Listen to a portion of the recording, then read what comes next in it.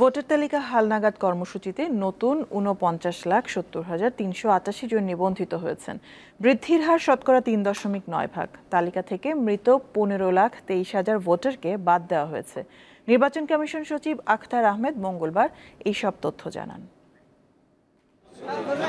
২০ জানুয়ারি শুরু হয় ভোটার তালিকা হালনাগাদ কর্মসূচি। ৩ ফেব্রুয়ারি পর্যন্ত চলা এই কার্যক্রমে বাড়ি বাড়ি গিয়ে তথ্য সংগ্রহ করেন নির্বাচন কমিশনের মাঠকর্মীরা। এতে শতকরা ৫ ভাগ অর্থাৎ প্রায় ৬২ লাখ ভোটার বাড়তে পারে এমন ধারণা ছিল ইসির।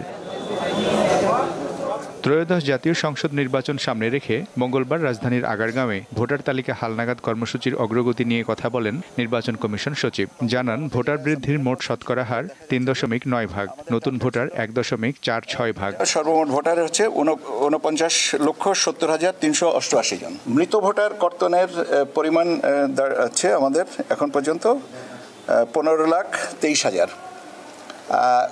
এটা আমরা লাস্ট যে আপডেটটা করা হয়েছিল ৩ বছর আগে ২০২২-এ, তার থেকে এখনো পর্যন্ত কম।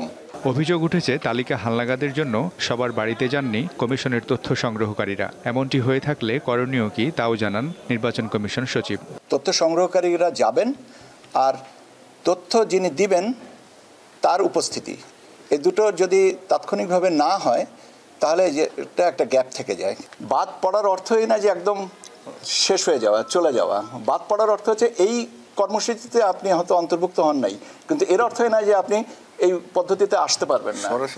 এবং সরাসরি রেজিস্ট্রেশন কেন্দ্রে আমাদের যেগুলো আছে সেগুলো এবং আমাদের তারপরে নির্বাচন কমিশনের যে সমস্ত দপ্তরগুলো আছে, এখানে নিয়মিত যোগাযোগ করলে on the top of it আমরা তো আছি।